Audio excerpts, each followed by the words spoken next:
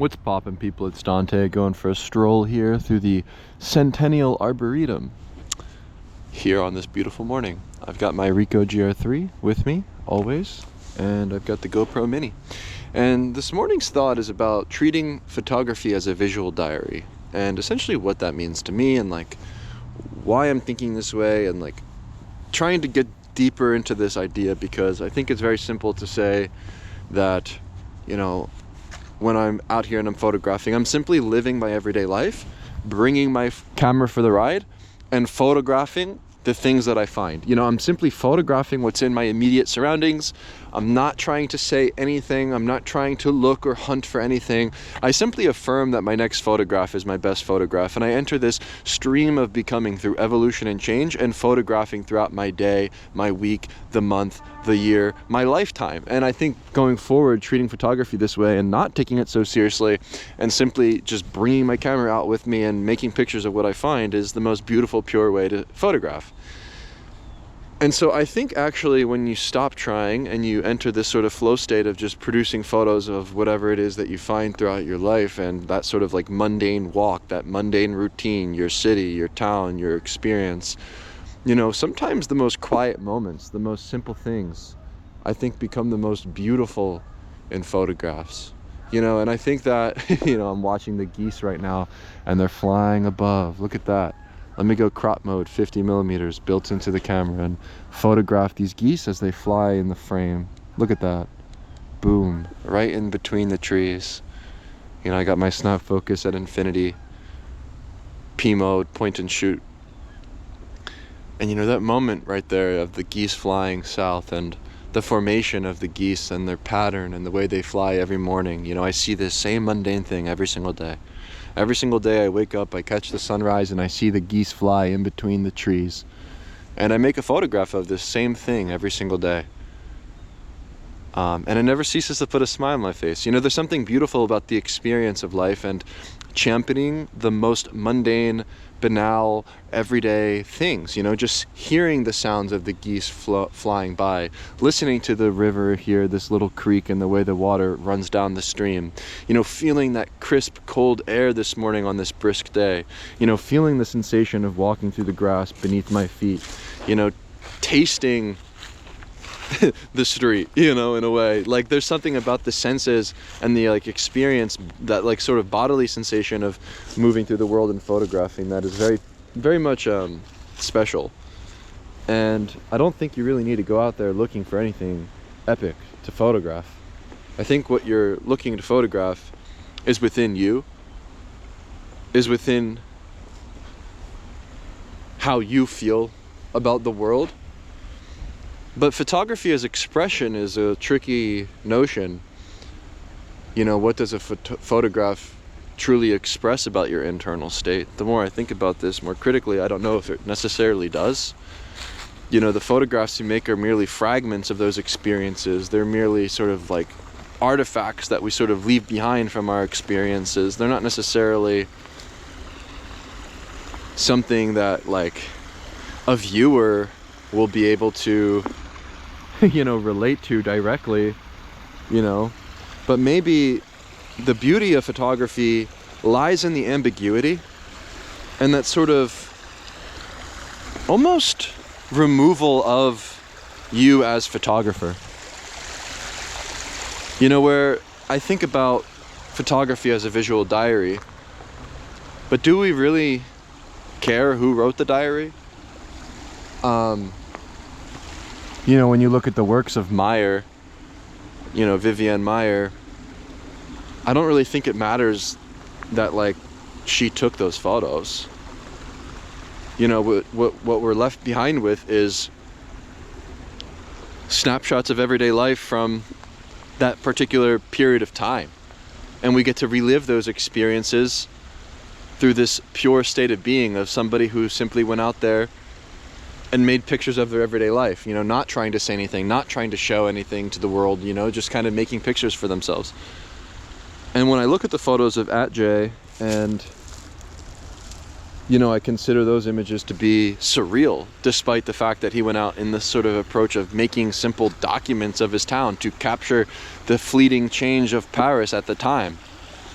But when looking back at those photographs, there's almost this like removal of the photographer. You know, the photographs are very much mundane, you know, photographs of doorways, photographs of buildings, photographs of people and things and everything in between, you know, just sort of documenting everyday life in Paris. But through his approach of documentation and of snapshotting his city, the photographs, when we reflect upon them and look back upon them, are elevated to a more sort of transcendental, ethereal, surreal height, where it's quite fascinating how the passage of time ages a photograph like fine wine.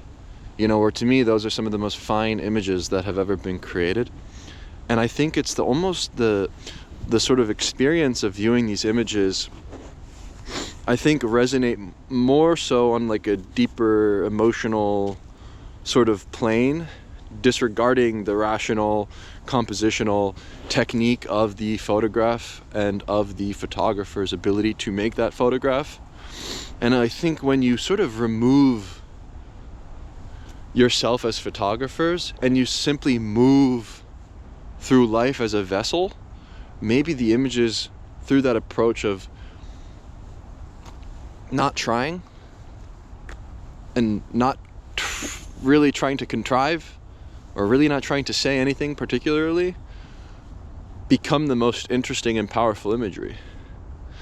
You know, if you look at the photograph that was made of the napalm girl, you know, during the Vietnam War, one of the most insane, emotionally impactful photographs of all time, I don't think it really matters who made the photograph, you know? I think what we're left behind with is this document of time that resonates on a very much emotional level. The composition, the sort of intuition of the photographer and his position and how he made the frame and what it implies isn't necessarily important, but the emotional, visceral feeling that a viewer has when looking at the image is ultimately what we're left with from this sort of fragment of time. It's this sort of like bodily feeling that you're left with when looking through those images. You know, you can take it out of the context of the Vietnam War and simply look at the condition of humanity and the things that have occurred throughout history and have that understanding of our experience in life, but not necessarily in a rational, linear sort of way, but in a much more irrational, emotional way that a photographer can achieve through making things. But I don't think it's through the act of trying to say anything or trying to make anything specific or impactful.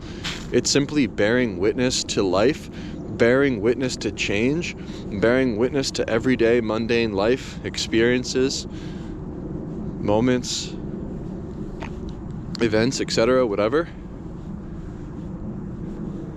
And then the images just become like ubiquitous. You know, the images almost become like the sort of concept of like, who invented the water bottle? Who created the do not enter sign? Who designed the way, like the streets? You know, who designed the gardening beds? Who designed the trellis for a garden? Who designed the brick wall? Who created these things? Who designed these things? Who made these things? I don't think it really matters.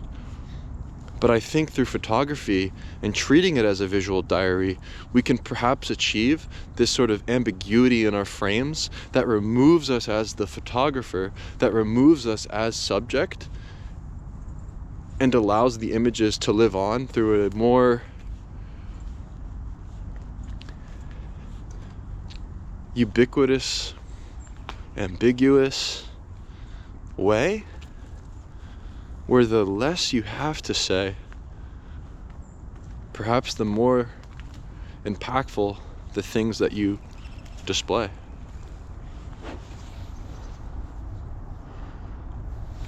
I don't know if any of this made sense, but I'm trying to articulate something here. Don't really know what. But that's kind of the beauty of sharing my candid thoughts.